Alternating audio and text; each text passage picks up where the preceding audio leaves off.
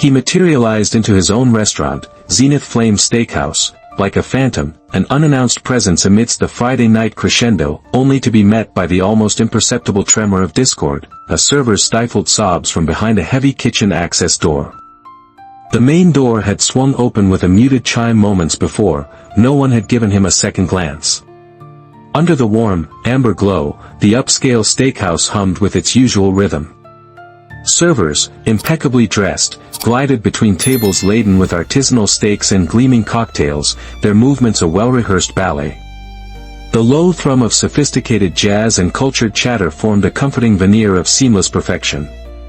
But Steven Seagal, owner and architect of this carefully curated world, saw beyond the surface. He wore a simple, weathered dark coat over faded jeans, a charcoal gray scarf wrapped loosely around his neck, its edges frayed. His iconic ponytail was tucked discreetly under a plain baseball cap. He moved with a deliberate, almost unnerving quietness, his presence weighty yet unobtrusive. Tonight, he wasn't a Hollywood legend or an Aikido master, he was merely an anonymous patron, here to observe his creation when it thought no one of consequence was watching. He'd built Zenith Flame not just as a business, but as a sanctuary, a place where excellence and respect were meant to be the cornerstones, a stark contrast to the chaos he'd often witnessed elsewhere. A polite hostess gestured towards the bar, but Seagal gave a curt nod and continued his silent patrol, his keen eyes scanning, sensing. Something felt dissonant, a subtle crack in the polished facade. As he neared the polished mahogany of the bar, ostensibly examining the extensive wine display, his senses, honed by decades of martial discipline and acute awareness, snagged on that sound again, soft, muffled, almost swallowed by the ambient noise, yet piercingly clear to him. It wasn't the clatter of dropped cutlery or a chef's barked order, it was something far more unsettling. Crying. Not loud, theatrical sobs, but the desperate, choked gasps of someone trying to contain an unbearable sorrow, the kind that threatened to shatter them if fully released.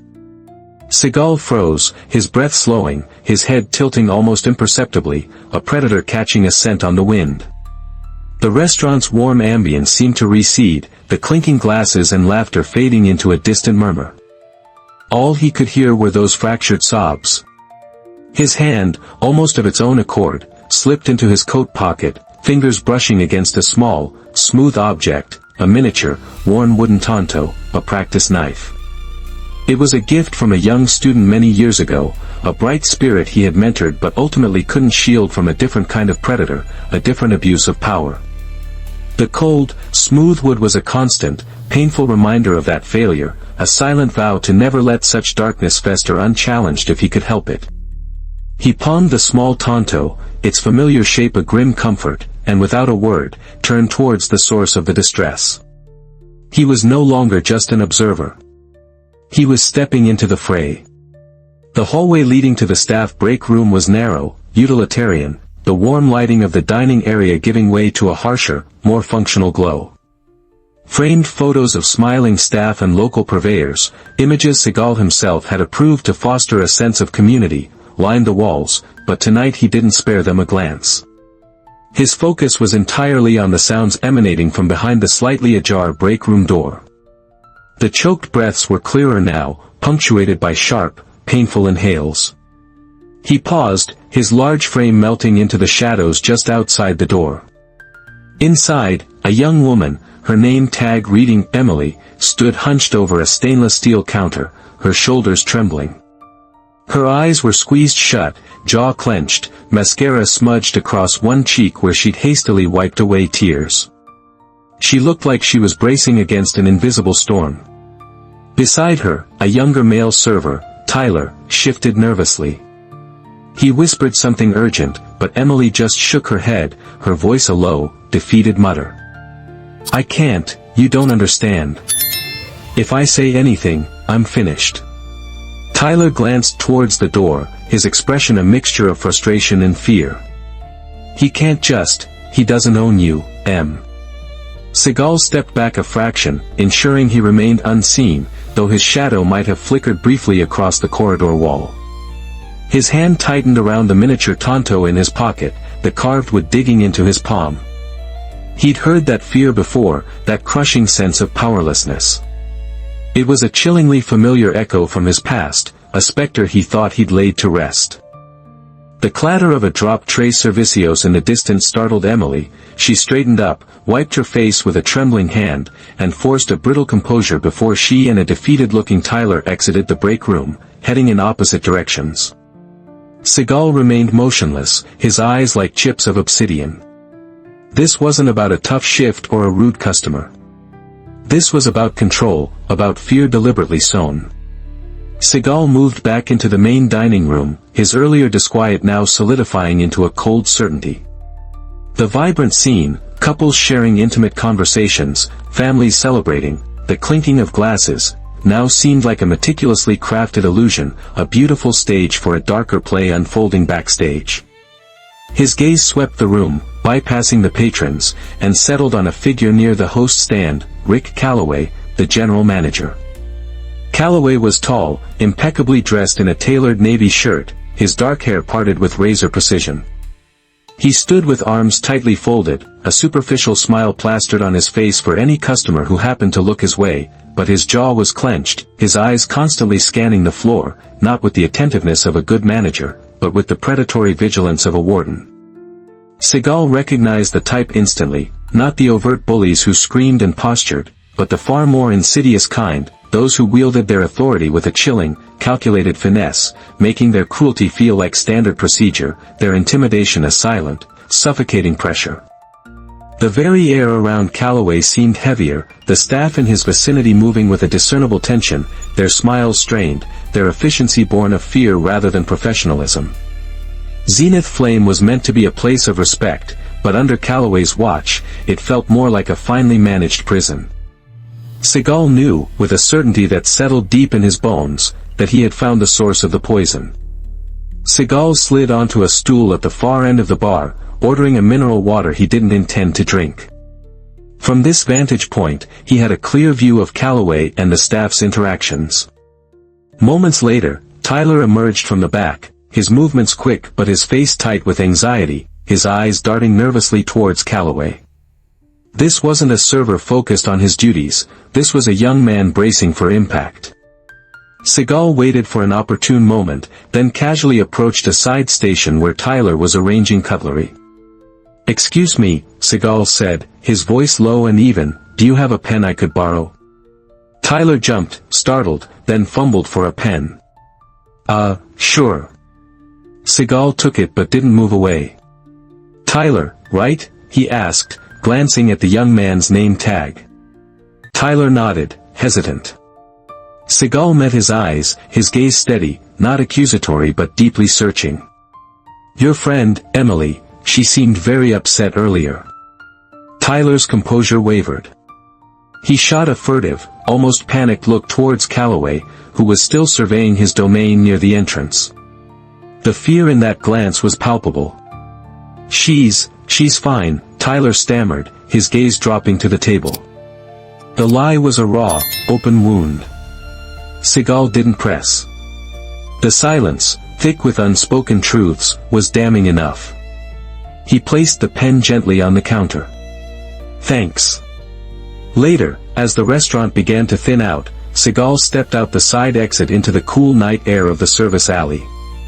As if on cue, Nate, the young bartender, was leaning against the brick wall, scrolling on his phone. "Long night," Seagal commented quietly, his voice a low rumble. Nate startled, then relaxed slightly. "Yeah, Fridays." "Your manager, Calaway," Seagal stated, his tone neutral, "what's he like?" Nate's shoulders stiffened. He looked around nervously before his voice dropped to a near whisper. He makes Emily stay late. Says it's inventory, but it's always just her. The way he talks to her, like she owes him. We all see it. We don't know what to do." Every word was a nail in Calaway's coffin. Seagal listened to Nate without interruption, his expression unchanging, but a cold fire was kindling in his eyes. The bartender's reluctant confession, Tyler's palpable fear, Emily's choked sobs, they all painted a damning picture, a pattern of abuse and intimidation that Calaway had meticulously woven into the fabric of Zenith Flame. This was not just a case of a manager being strict, this was a calculated erosion of dignity, a deliberate cultivation of fear for personal gratification or control. He thanked Nate for his honesty, advising him to say nothing of their conversation. Re-entering the restaurant, the warmth and ambient light felt almost alien after the stark truths shared in the alley. The carefully constructed elegance of Zenith Flame now seemed like a grotesque mockery, a beautiful facade hiding a rotting core. His hand instinctively went to the miniature wooden Tonto in his pocket. The memory of his past failure, the student he couldn't protect, surged with a fresh, potent bitterness. That would not happen again. Not here. Not on his watch. He wasn't just an owner anymore, or a silent observer. He was an instrument of balance, and the scales were about to be reset. The storm was no longer gathering, it was here. Across the now emptying dining room, Emily was still on duty, her movements mechanical, that haunted look still clouding her eyes. She was taking a late drink order from a lingering couple, her voice barely audible, her smile a fragile, painted-on thing. Seagal watched as Calaway glided towards her section, not speaking, but his mere presence causing Emily to stiffen perceptibly, her words to the customers faltering for a split second. That was the final piece of visual confirmation Seagal needed. He moved then, not with haste, but with an unyielding, deliberate purpose that seemed to part the remaining diners and staff like water. He reached Emily's table just as she turned. "Excuse me," Seagal said, his voice low but carrying an undeniable authority that cut through the diminishing restaurant hum. "I need to speak with you. Just for a moment." Emily blinked, startled by the sudden appearance of this imposing, unfamiliar guest. I'm assisting this table right now, sir," she managed, her professional mask slipping slightly. The seated woman frowned. "I understand," Seagal replied, his gaze fixed Emily, calm yet compelling. "This won't take long." There was something in his voice, a grounding certainty, that made Emily nod despite her evident confusion and apprehension. She murmured an apology to the couple and stepped aside with him, near a bread station. "What is this about?" she asked, her voice a tense whisper, her eyes darting nervously towards where Calaway was observing them with a tightening jaw. "I know what's happening, Emily," Seagal stated simply, his voice devoid of accusation, only a deep, resonant understanding. Her head jerked up, fear and disbelief warring in her eyes. I don't know what you mean. I saw you earlier." "I heard enough," he continued, his voice gentle but firm. "You don't have to say anything else.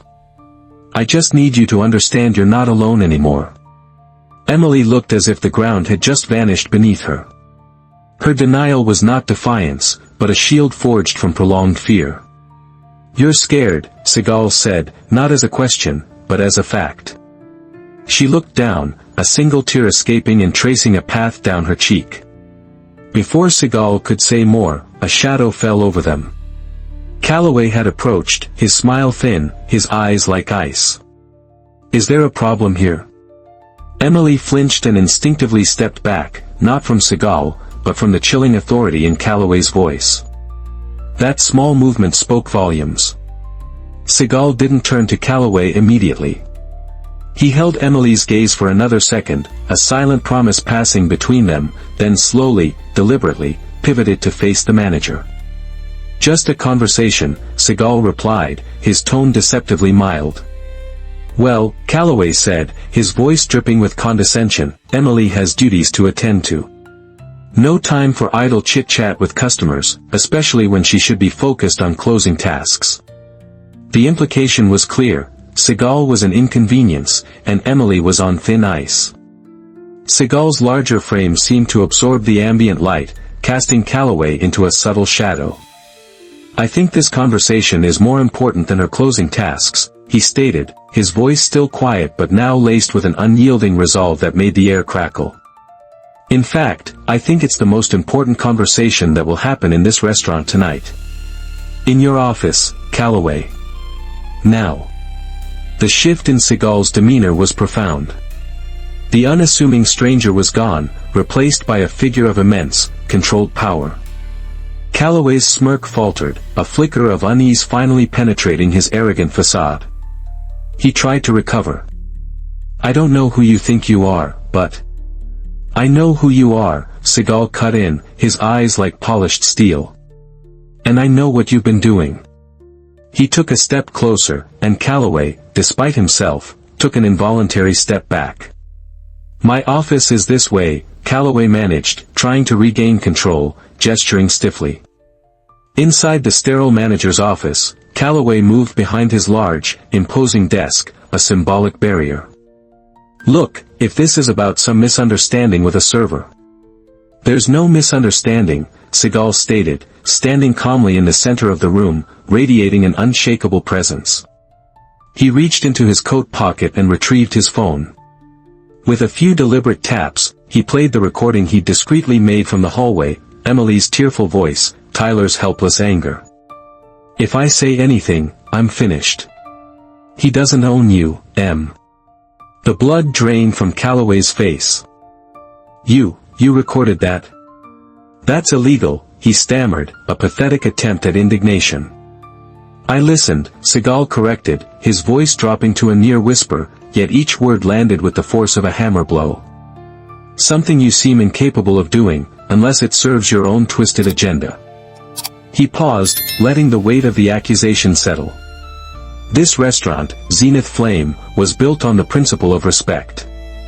You, Calaway, have turned it into your personal fiefdom of fear. It was only then, as he slid the phone back into his pocket, that he allowed a fraction of his identity to surface.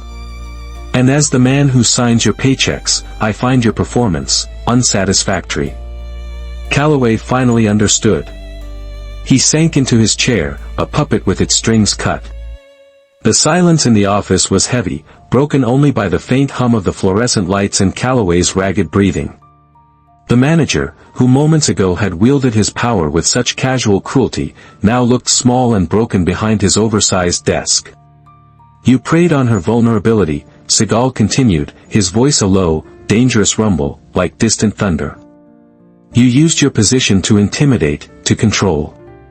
You fostered an environment where good people were too afraid to speak, too afraid to even look you in the eye. You thought your little kingdom was untouchable. Calaway opened his mouth, then closed it, no defense forthcoming. I could destroy your career with a single phone call, Seagal stated, the words cold and precise. Ensure you never manage so much as a hot dog stand again. And part of me, a very large part, wants to do exactly that. He let the threat hang in the air. But I'm going to offer you a different path. A choice. Calaway looked up, a flicker of desperate hope, or perhaps just confusion, in his eyes. You will go out there, Seagal instructed, his gaze unwavering, and you will stand before every member of staff present tonight. You will tell them, in your own words, exactly what you did. Not some watered-down, HR-approved apology. The truth. You will tell them how you abused your authority, how you targeted Emily, how you made this a place of fear instead of pride. You will resign, effective immediately. And then you will walk out that door and never return. He paused. Or, I make that call. And I will ensure every restaurateur in this city, and beyond, knows exactly who Rick Calaway is. The choice was stark, public humiliation and a chance, however slim, for some form of personal reckoning, or complete professional annihilation. Calaway stared at Seagal, a man stripped bare, his empire of fear crumbling around him. After a long, suffocating silence, he nodded, a barely perceptible movement. I'll tell them. The atmosphere in the dining room was thick with unspoken tension when Calaway, pale and visibly shaken, emerged from his office, Seagal a few steps behind him, a silent, imposing sentinel. The remaining staff, Emily, Tyler, Nate, and a few others, gathered, their faces a mixture of apprehension and dawning hope. Calaway cleared his throat, his voice hoarse. I have something to say." He recounted his actions, his voice faltering, the arrogant veneer stripped away to reveal the pathetic bully beneath. He admitted to his manipulation of Emily, his creation of a toxic work environment, and his abuse of power. He ended by announcing his immediate resignation. When he finished, a stunned silence filled the room. Then, slowly, as if a collective breath was released, the tension began to dissipate. Calaway didn't meet anyone's eyes as he turned and walked out of Zenith Flame for the last time, the door chiming softly behind him. Seagal stepped forward. He looked at Emily, who stood straighter now, a flicker of relief in her eyes. He then walked to Calaway's former desk, picked up the impersonal nameplate, and from his pocket, drew out the small, worn wooden tanto. He laid the memento gently over the nameplate, a silent symbol of protection now replacing oppression. A new day was dawning. With Calaway gone, the remaining staff slowly began to process what had just transpired. The initial shock gave way to a cautious wave of relief, then a torrent of hushed, emotional conversations. Tyler was the first to speak directly to Seagal, his voice filled with a mixture of gratitude and lingering disbelief. We never thought anyone would actually listen." Nate, the bartender, nodded in agreement. "It's been like this for a while. You just learn to keep your head down." Emily, her voice still soft but now clear and steady, stepped forward. "I wrote a resignation letter 3 months ago," she confessed, pulling a creased paper from her apron. "I was too scared to hand it in. I thought this was just how things were." Seagal took the letter. He didn't read it. Instead, he looked at each staff member, his expression serious but no longer severe. "This place," he said, his voice resonating with a quiet authority, "was never meant to be like that. It was built on the idea of mutual respect, of a team working in harmony. Clearly, I allowed that vision to be corrupted because I wasn't paying enough attention to the right things." He paused, then tore Emily's resignation letter in half, then in quarters. "That ends tonight. From now on, your voices will be heard. This will be a place where you feel safe, respected, and valued. If you see something wrong, you speak. And I, or a management team that embodies these principles, will listen. This is my promise." Later that night, long after the last staff member had departed with lighter steps and a newfound sense of hope, Seagal sat in his unpretentious pickup truck parked across the street from Zenith Flame. The restaurant was dark now, but it felt different, cleansed. He watched the streetlights glint off the polished windows, a faint scent of rosemary and grilled steak still lingering in the cool night air. Emily had approached him as he was leaving, pressing a small, tarnished metal feather charm into his hand. "For luck," she'd whispered, a genuine smile finally reaching her eyes. "Thank you." He now placed the small feather beside his own wooden tanto on the dashboard. 2 small tokens, one representing a past sorrow and an enduring vow, the other a fragile symbol of a future he was now responsible for safeguarding. He knew this was just one battle won. The fight for integrity, for justice, was a constant vigil. But tonight, at least, a measure of balance had been restored. He started the engine, the quiet rumble a counterpoint to the city's receding hum. As he drove away, he knew his work at Zenith Flame was far from over, it had only just begun. The silence of abuse is deafening, but the voice of courage, once found, can reshape worlds. Steven Seagal stepped in, but it was the bravery of individuals like Emily, Tyler, and Nate, however hesitant, that illuminated the path to justice. What does true leadership mean to you in a situation like this? Have you ever witnessed or experienced a misuse of power in a workplace, and what helped change things? Share your thoughts and experiences in the comments below. Show your respect for those who stand up against injustice. If this story of quiet strength and decisive action moved you, please like this video, share it with others, and subscribe for more impactful narratives. Together, we can champion environments where everyone is treated with dignity.